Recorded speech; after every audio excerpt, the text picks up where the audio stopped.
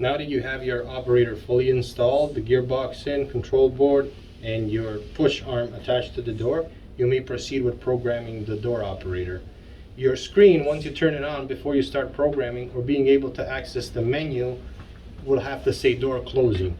It may say manual at the times, but you gotta get it. If you just nudge on the door, it'll show door closing, it'll start the countdown.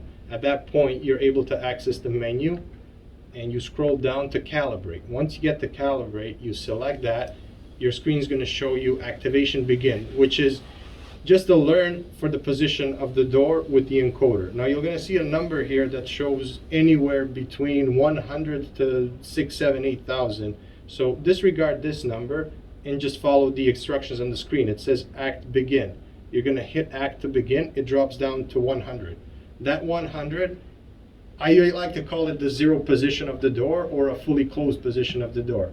So from this point, you manually push the door all the way to 90 degrees. It's going to be a little heavy because there's no clutch inside of the gearbox. After manually pushing the door to the desired open position, you just release it and let it close on its own. Once the door closes, your number here should be around 100. 98, 99, 100, 101, 102, those are all acceptable values. Anything that oscillates up to 150 or goes down to 60, something's wrong, you'll have to redo the process again. Once the door is fully closed, you're going to just hit select to save the door position, and you're going to go back and menu, and your screen's going to say door closed. Now from this point, everything is pretty much the same as the OA 100. You're going to go to menu and you're going to scroll through settings, whatever you need to have it set. So your overload, your activation delay, your back check speed, your holding time, your opening speed, closing speed, latch speed, hold open option if you want to use it with a button or no. All the parameters are there. Mostly the parameters are already factory set, that the unit is a plug and play, and from this point on, what you need to change, since the encoder recognizes the back check sooner, you would have to increase the back check up to 29 to 30, and you would have to increase the holding time up to 13 seconds because it registers that the door is open already at 70 degrees. And at this point, you may activate your door. Since we have a strike here, I'm going to use the switch on the wall and observe the door opening. Reaches back check, stops it full open, holds it open for not less than 5 seconds.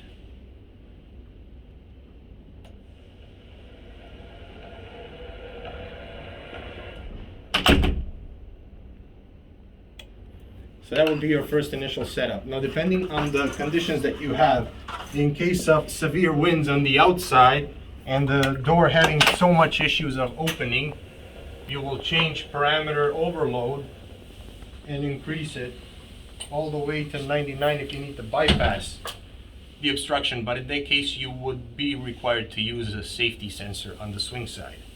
Also, it's very recommended to use these units as a motor reverse option to work with the safety sensor on the approach side as well. So it protects the doorway if there's a person standing there once the motor reverse engages, which will only engage at the very last few inches if the door didn't latch due to stack effect. One other feature that this has is a preload release.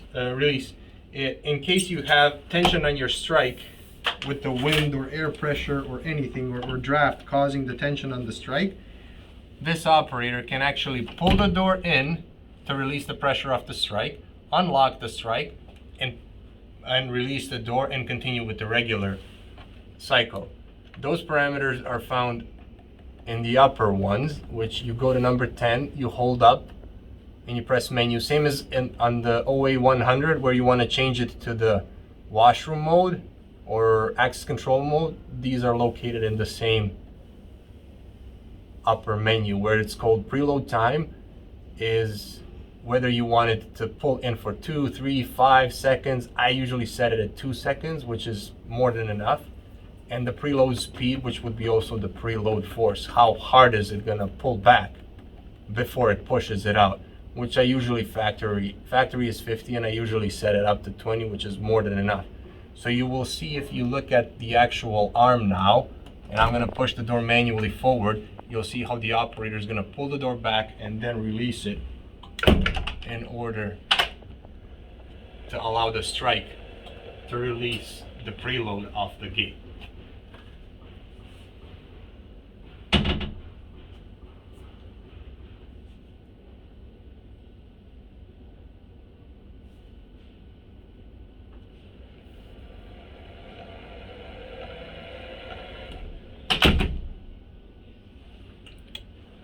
For the power closing, in case the door just dwells this far due to the stack effect, due to air pressure or anything like that, if the door dwells here, we have the option where the motor itself will count down whatever you set as a door closing time, 10, 15, 20 seconds.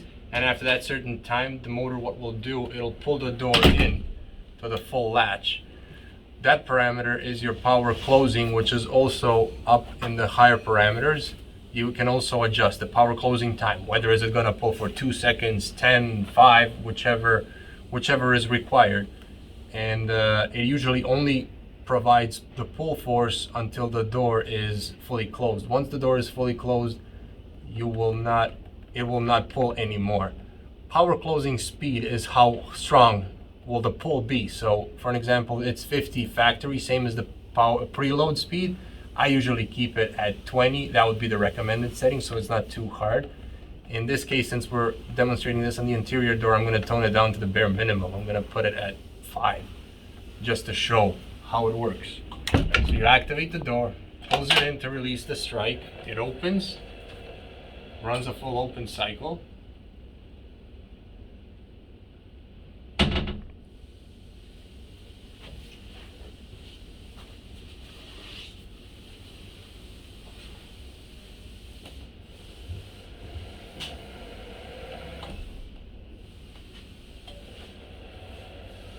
I re-triggered that with wave.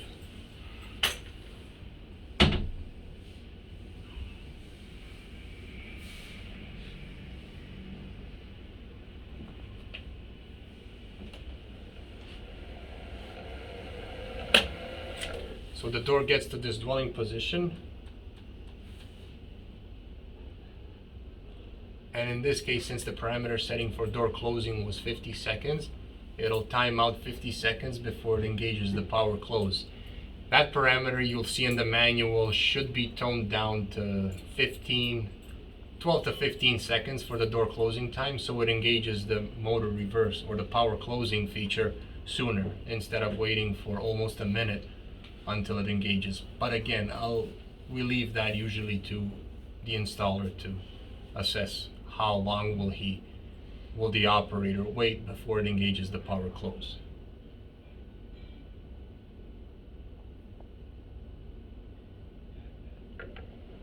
And your display says what it does and how it does it.